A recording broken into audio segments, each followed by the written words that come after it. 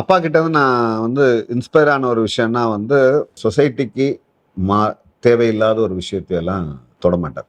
இது 70ஸ்ல எவ்வளோ பெரிய ஒரு தாட் இது. ரொம்ப மெச்சூர்டான ஒரு விஷயம். ஸோ அப்ப என்னன்னா, அது எவ்வளோ பாசிட்டிவான ஒரு தாட் குடுத்துருக்கும்னு நான் படம் பார்க்கும்போது ஃபீல் பண்ணேன். அப்ப நெறைய பெண்கள் இந்த மாரி ஏமாற்றப்பட்ட உடனே வாழ்க்கையே முடிஞ்சு போச்சுன்னு நெனச்சிருப்பாங்க. ஸோ அன்னைக்கு இருந்த sensitivity of virginity was different. ஆக்சுவலா நான் சிவன பண்ண மாட்டேன்னு சொல்லி டைரக்டர்ட்ட சொல்லிட்டேன். ஏன்னா சிவன்னா உடனே யார் ஞாபகம் வரும்? சிவாஜி சார் ஞாபகம் வரும். அப்புறம் கமல் சார் ஞாபகம் வரும். அப்புறம் ஜெமினி சார் ஞாபகம். எல்லாருமே நல்ல தோற்றங்களோட, நல்ல பாடி லாங்குவேஜ். நம்ம அந்த சூலம் சைஸ்ல தான் இருக்கோம். சிவன் கையில இருக்கிற சூலம். நம்ம போய் சிவனா நின்னா காமெடி கீமெடி ஆயிடுமோன்னு ஒரு பயம் வேற எனக்கு. அப்பதான் சொன்னாங்க. இந்த மாரி அண்ணன் தம்பி ஹீரோவா கூட நீ நடிச்சிடலாம்டா. இந்த மாதிரி கடவுள் கேரக்டர்லாம் எப்போவாச்சும் ஒன்று தான் கிடைக்கும். மிஸ் பண்ணாத பண்ணு அப்படின்னாரு. சார் இப்போ அப்பா அவரோட தயாரிப்பாளர், இயக்குனர் அந்த மாதிரி நிறைய பரிணாமங்கள் இருந்திருக்காரு. ஸோ அந்த மாதிரி அவர் இவ்வளோ ஒரு லெஜெண்டா இருந்திருக்கிறப்போ, ஸோ அவரோட வழியில அந்த இன்ஸ்பிரேஷன்ல நீங்க ஏதாவது இப்போ கரண்ட் எனக்கு பொறுத்த வரைக்கும் ஐம் ஒர்க்கிங் ஆன் ஸ்கிரிப்ட்ஸ். நான் இப்போ 2-3 ஸ்கிரிப்ட் ரெடி பண்ணிட்டேன். ஸ்கிரிப்ட் ஒர்க் பண்ணிட்டு இருக்கேன். அப்பா கிட்ட இருந்து நான் இன்ஸ்பயர் ஆன ஒரு விஷயம்னா ரொம்ப பாசிட்டிவா இருக்கும் அவரோட ஸ்கிரிப்ட்ஸ். ரொம்ப ஒரு நெகட்டிவ் ஆன ஒரு விஷயங்களையோ இல்லை அந்த மாதிரி, அதாவது என்ன சொல்றது, சொசைட்டிக்கு தேவையில்லாத ஒரு விஷயத்தையெல்லாம் தொடமாட்டார். நீங்கள் மயங்கரால் ஒரு மாதிரில பார்த்தீங்கன்னா ஒரு பியூட்டிஃபுல்லான ஒரு சீக்வன்ஸ் இருக்கும். Sujatha madam Vijayakumar sir love பண்ணுவாங்க. She will get pregnant. Vijayakumar sir ஏதோ ஒரு சூழ்நிலையில் காணாமல் போயிடுவார். இப்போ வீட்டில் சுஜாதா அம்மா கல்யாணத்துக்கு ஃபோர்ஸ் பண்ணுவாங்க.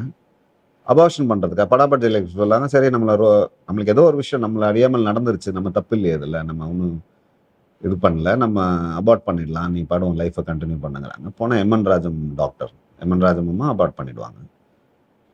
பண்ணிட்டு முடிஞ்சிடும் அது. அதுக்கப்புறம் பொண்ணு பார்க்க போவாங்க. முத்துராமன் சார் வருவார் பொண்ணு பார்க்கறதுக்கு.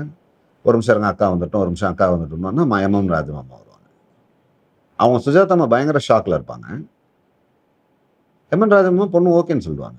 சொல்லிட்டு நான் பொண்ணோட 2 நிமிஷம் பேசணுன்ட்டு உள்ளே போவாங்க. அவங்க சொல்லுவாங்க, நான் டாக்டர், பொண்ணு ஏதோ ஒரு நாய் கடிச்சிருச்சு, நாய் கடிக்க வைத்தியம் பார்க்க வந்தேன், நான் உனக்கு வைத்தியம் பார்த்துட்டேன், அதோட அது முடிஞ்சு போச்சு, இப்போ நீ எங்கள் வீட்டுக்கு மருமக அப்படின்ட்டு போயிடுவாங்க. இது 70ஸ்ல எவ்வளோ பெரிய ஒரு தாட் இது. ஆமாம், ரொம்ப மெச்சூர்டான ஒரு விஷயம். ஸோ அப்போ என்னன்னா, அது எவ்வளோ பாசிட்டிவான ஒரு தாட் கொடுத்துருக்கும்னு நான் படம் பார்க்கும்போது ஃபீல் பண்ணேன். அப்போ நிறைய பெண்கள் இந்த மாதிரி ஏமாற்றப்பட்ட உடனே வாழ்க்கையே முடிஞ்சு போச்சுன்னு நினச்சிருப்பாங்க. ஸோ அன்னைக்கு இருந்த sensitivity of virginity was different. Exactly. இப்போ நீங்க நடித்த நிறைய படங்கள் இருக்குல்ல, ஸோ இதில் அப்பாவுக்கு பிடிச்ச ஏதாவது படம்? பாசன்கிற பாஸ்கர் ரொம்ப பிடிக்கும். அப்பா அரசி ரொம்ப பிடிக்கும். நான் வீணா சரஸ்வதி சபதம் சிவனா பண்ணியிருப்பேன்ல. ஆக்சுவலாக நான் சிவனா பண்ண மாட்டேன்னு சொல்லி டைரக்டர்கிட்ட சொல்லிட்டேன். சந்துரு வெங்கட் பிரபு சாரோட அசோசியேட் தான். ஏன்னா சிவன்னா உடனே யார் ஞாபகம் வரும்? சிவாஜி சார் ஞாபகம் வரும். அப்புறம் கமல் சார் ஞாபகம் வரும். அப்புறம் ஜெமினி சார் ஞாபகம் வரும். எல்லாருமே நல்ல தோற்றங்களோட, நல்ல பாடி லாங்குவேஜ். நம்ம அந்த சூலம் சைஸ்ல தான் இருக்கோம். சிவன் கையில இருக்கிற சூலம் சைஸ்ல. நம்ம போய் சிவனா நின்னா காமெடி கீமெடி ஆயிடுமோன்னு ஒரு பயம் வேற எனக்கு. அப்பதான் சொன்னாங்க, இந்த மாதிரி அண்ணன் தம்பி ஹீரோவா கூட நீ நடிச்சிடலாம்டா. இந்த மாதிரி கடவுள் கேரக்டர்லாம் எப்போவாச்சும் ஒன்று தான் கிடைக்கும், மிஸ் பண்ணாத பண்ணு அப்படின்னாரு. சரின்னு சொல்லிட்டு அப்புறம் அந்த அப்பா ஏதாவது அட்வைஸ் கொடுத்துருக்காரு சார் உங்களுக்கு? எனக்கு டே ஒன்ல நான் தான் சொல்றேன் சார், டே ஒன்லேருந்து அவர் நீ இப்படி பண்ணு அப்படி பண்ணுலாம் சொன்னதே கிடையாது. பண்ணு உனக்கே புரியும், அவ்வளோதான்.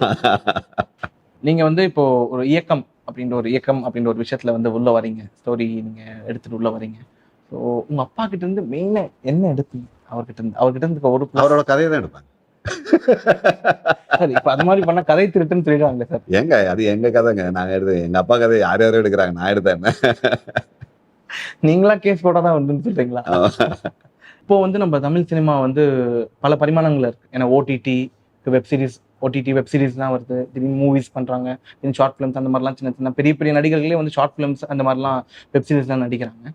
ஸோ நீங்க அந்த ஒரு விஷயத்தை எப்படி பாக்குறீங்க சார்? நல்ல விஷயமா தான் பார்க்குறேன். சினிமா முன்னாடி ஒரு தியேட்டர் மட்டும்தான் ரெவென்யூங்கிற இருந்த ஒரு காலகட்டம் மாறி இன்னைக்கு ரெவென்யூ சோர்ஸ் ஆஃப் சினிமா நிறைய பாக்கெட்ஸாக இருக்கும்போது நல்லா இருக்கு. ஒரு டிஜிட்டலில் வருது, ஒரு சேட்டலைட்டில் வருது, ஒரு இன்னைக்கு யூடியூப், ஃபேஸ்புக் எல்லாமே ரெவென்யூ மாடல் ஆயிடுச்சு சினிமா பொறுத்த வரைக்கும். ஸோ அது ஒரு விதத்தில் நல்ல விஷயம் சினிமாவுக்கு. ஸோ ஒரு படம் சுமாராக போனால் கூட ஒரு பெரிய கலெக்ஷன் இன்னைக்கு பண்ணிடலாம், பார்த்துடலாம். ஸோ ப்ரொடியூசருக்கு ஒரு மினிமம் கேரண்டி அஷூரன்ஸ் இன்னைக்கு இருக்கு. ஸோ அது வந்து ஒரு பெரிய பலம் தான் அதுக்கு.